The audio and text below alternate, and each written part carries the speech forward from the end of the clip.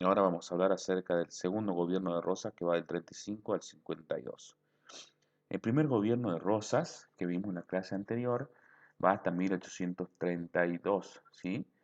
Este, Después Rosas no quiere seguir con la gobernación de la provincia de Buenos Aires, porque esta gobernación no le otorgaban, digamos, no le renovaban la facultad extraordinaria, la suma del poder público.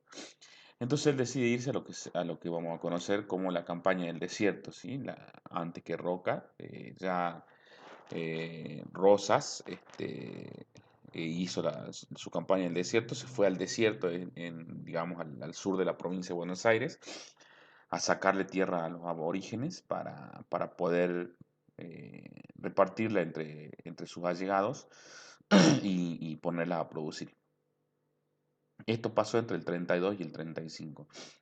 En 1835, él vuelve al poder y recuerden, yo en la primera ocasión les dije que Rosas utilizó el asesinato de Dorrego políticamente para hacerse con el control de los federales, del bloque federal. En este caso, un asesinato va a hacer que vuelva al poder. El asesinato de Facundo Quiroga por los hermanos Reinafé en Córdoba. Facundo Quiroga, la mano derecha de Rosas durante el interregno, digamos, durante el periodo en donde Rosas no fue gobernador entre 1832 y 1835, se generó una fuerte oposición a Rosas dentro del núcleo rosista, ¿sí? Estaban, por ejemplo, la gente que quería seguir con el rosismo con los federales y la gente que quería seguir con el federalismo pero sin Rosas. Es decir, eran federales pero no lo querían a Rosas. Estos se llamaban los cismáticos. Cuando él se fue, ellos empezaron a agitar las cosas en la provincia de Buenos Aires para desestabilizar el poder que tenía. Pero ¿quién estuvo ahí, digamos, para sostener el poder de Rosa? Su esposa, Encarnación Escurra. Ella va a tener un papel preponderante en lo que es la investigación, ¿sí? De los sectores que no eran afines a Rosa y la coordinación de todo lo que tenía que ver con la política cuando él se fue a la campaña del desierto en 3 años. Entonces, entre 1832 y 1835, Rosas no fue gobernador. Ahí se creó, digamos, se aglutinó la oposición de él, de los propios federales. En el propio federalismo había gente que no lo quería Rosas y empezó a tener oposición por todos lados. Es como que su poder se debilitó. En este periodo 1828 y 1832 y 1835, en el periodo donde Rosas no fue gobernador, también tenemos el incremento del accionar de la mazorca. Los gauchos mazorqueros eran como, digamos, la policía secreta de la época de Rosas, que actuaban junto con un organismo que se llamaba la Sociedad Patriótica Restauradora, que era gente digamos, afines al rosismo, que iba de fiesta en fiesta de las clases altas, iba escuchando quién hablaba mal de Rosas, quién quería conjurar contra Rosas. Después hacían una lista, esas listas se las pasaban a los gauchos mazorqueros y los gauchos mazorqueros, la mazorca, así se llamaba el grupo iban, buscaban a estas personas que estaban conjurando contra Rosas y las asesinaban, ¿sí? Esa fue una manera, digamos, de agitar las cosas, de desordenar todo para que vuelva el restaurador de las leyes. En 1835, después de las breves gobernaciones de Balcarce, de Viamonte y de Massa, va a volver Rosa al poder y vuelve aprovechando el asesinato de una figura que fue Facundo Quiroga, su mano derecha, digamos, el número 2 dentro del Partido Federal. Aquí los porteños, digamos los porteños que eran federales en la provincia de Buenos Aires, le empezó a dar mucho miedo porque ellos pensaban, si lo asesinaron a Facundo Quiroga, que es el número 2, digamos, el vicepresidente, como el vicepresidente, porque en ese momento no había presidente, el número 2 después de Rosa. Si lo asesinaron a él, estos unitarios en cualquier momento van a venir, van a tomar la provincia de Buenos Aires y nos van a asesinar a todos nosotros. Porque antes era así, ¿sí? No tenías las divisas punzó, estaba en contra del federalismo y te podían asesinar. Así era el grado de violencia. Entonces, los porteños empezaron a tener miedo, vieron que lo asesinaron a Facundo Quiroga y lo que dijeron es, tenemos que volver a llamar a Rosa para que él restaure el orden, para que vuelva a restaurar el orden mediante las leyes, que no era otra cosa restaurar el orden mediante, digamos, el ejercicio de la violencia y de un poder firme, digamos. Entonces Rosas dice, si ustedes quieren que vuelva, me tienen que dar las facultades extraordinarias y la suma del poder público nuevamente, si no yo no vuelvo. Y como los porteños estaban con mucho miedo, la legislatura porteña estaban con mucho miedo porque lo que había pasado con Quiroga, deciden darle la suma del poder público y las facultades extraordinarias a Rosas, que se convierte en el hombre más poderoso, digamos, en ese tiempo. Muchos dicen que Rosas mandó a matar a Facundo Quiroga para provocar esto, para que les dé miedo a todo y para que le otorguen lo que él quería. No se sabe a ciencia cierta. Lo que se tiene son estos dos nombres de los que son los que perpetraron el asesinato. Ahora, por encargo de quién o por modos propios, no se sabe. Bien, entonces Rosas llega por segunda vez a la gobernación de la provincia de Buenos Aires de esta manera y dura entre el 35 y 1852, ¿sí? Como les estoy mostrando aquí. ¿Cuáles son las características de este gobierno? El sistema económico impuesto por Rosas solo beneficiaba a Buenos Aires en detrimento del resto del país. ¿Esto qué quiere decir? Y por esto peleamos desde 1810 a 1870 en las provincias contra Buenos Aires. Que Rosas se quedaba con toda la ganancia del puerto de Buenos Aires, de la aduana, no repartía ese dinero. Todo lo que entraba por de afuera era solamente para Buenos Aires. El resto del país tenía que ver cómo hacía. Entonces el interior, nosotros, digamos, siempre tuvimos un desacuerdo de esta estructura de gobierno. Entonces, como Rosa se dio cuenta que esto estaba trayendo malestar, desarrolló, puso en marcha la ley de aduanas. ¿Qué era la ley de aduanas? Una ley que prohibía el ingreso, digamos, de productos que se producían acá en Argentina, harinas, vinos, etcétera, para proteger el mercado interno, ¿sí?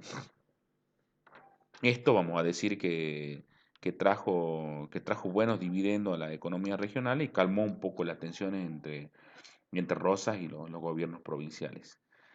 Aumentó el impuesto a las importaciones a través de la ley de aduana, prohibió la importación de productos, estoy siguiendo la diapositiva, producido en el país como trigo y harina y vinos en Cuyo, y así logró, como yo le decía, calmar la resistencia de las provincias. Esto terminó con bueno, además de esta resistencia interna que tenía Rosa, que la pudo este, solucionar de alguna manera así, tenía resistencia en el exterior, tenía problemas con Bolivia, con Francia e Inglaterra.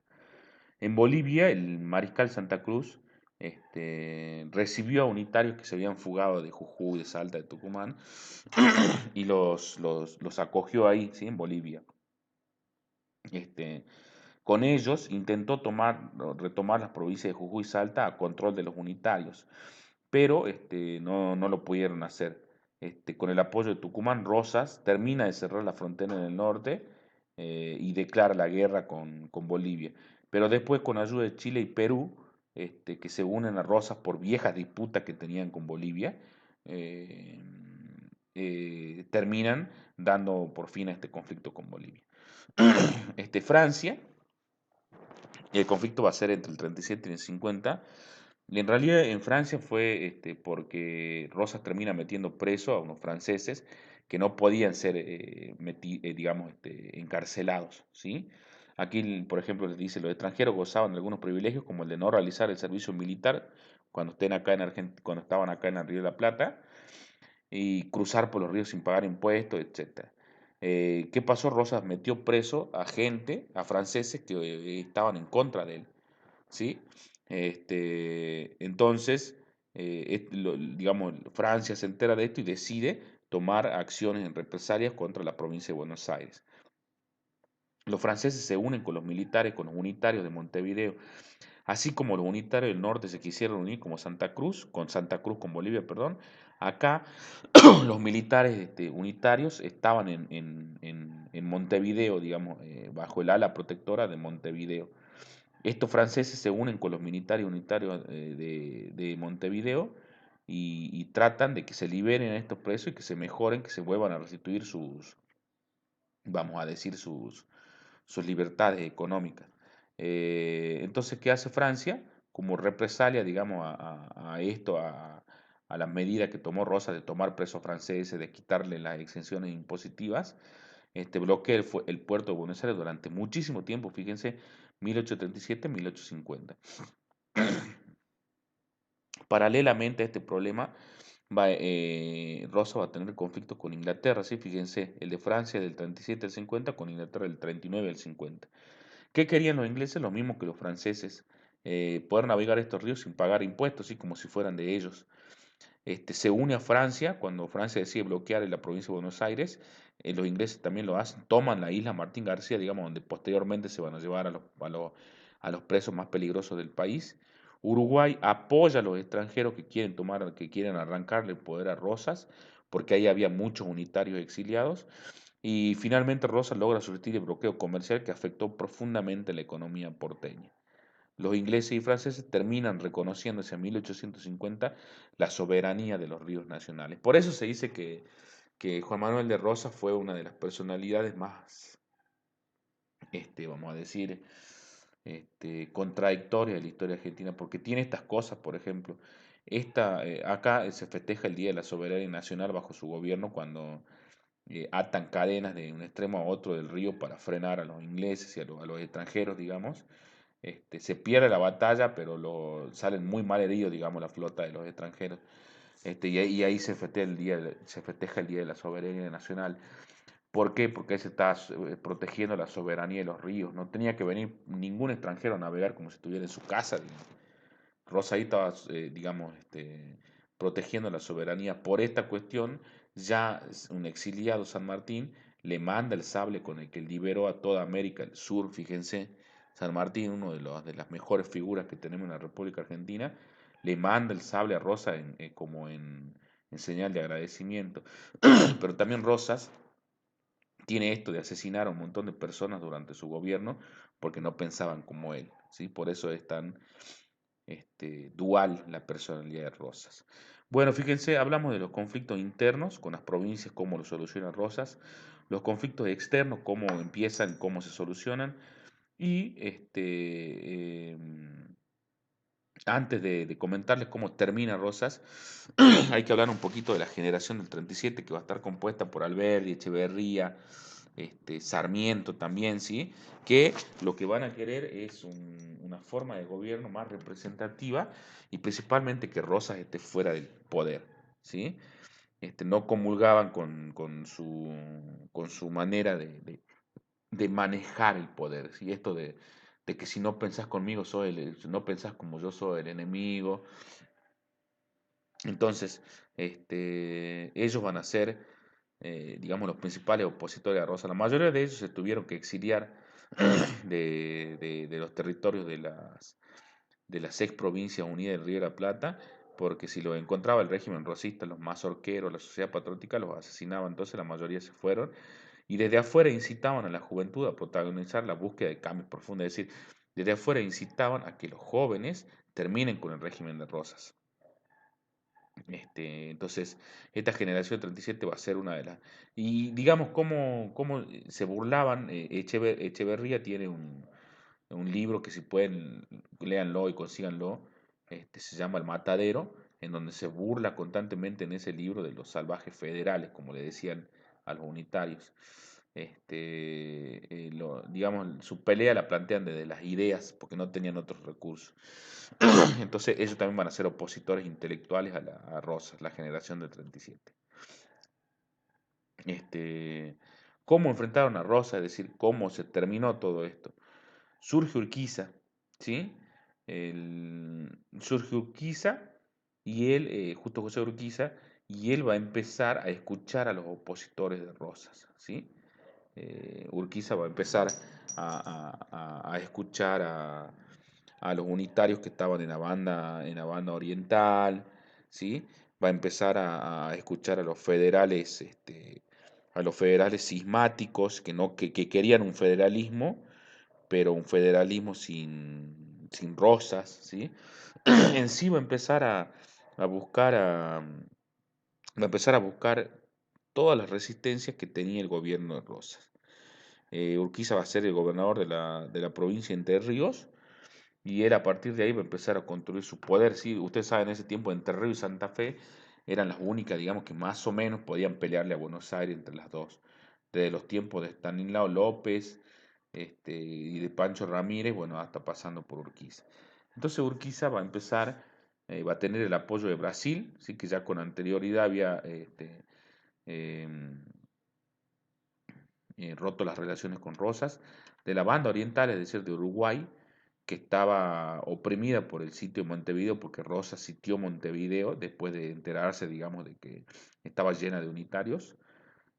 Corrientes, que forma parte de la provincia litoral, acepta el pedido de Urquiza y corta los vínculos con Rosas. Entonces es Urquiza y Urquiza que forma un ejército grande compuesto por Brasil, por el ejército de Brasil, de la banda oriental, de Corrientes. Se denomina la Triple Alianza. ¿Y qué buscan?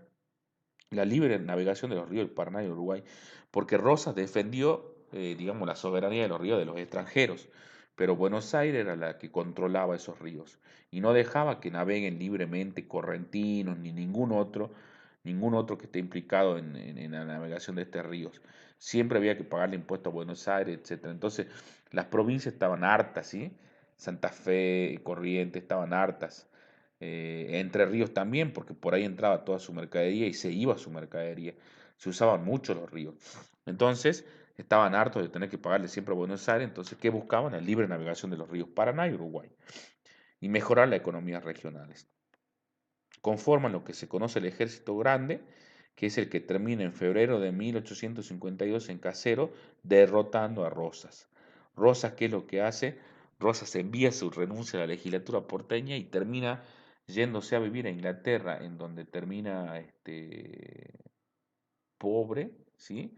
Como se puede ver en el documental que yo les dejé en el Classroom la semana pasada, termina empobrecido, se mira las manos y ve que están todas roídas por la tierra, son las manos de un agricultor, su ropa, digamos que son ropajes ya, no hay otra cosa más que comer que pan y vino, ¿sí?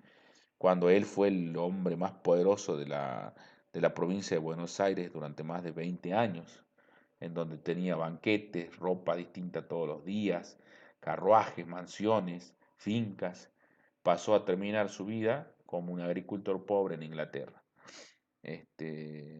Bien. Bueno, chicos, espero que se haya entendido esto,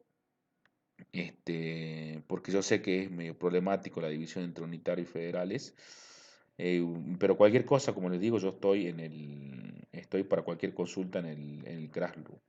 Le mando un abrazo a todos, cuídense mucho si tienen que salir, distancia social, barbijo y alcohol en gel. Los quiero mucho, chicos, abrazote.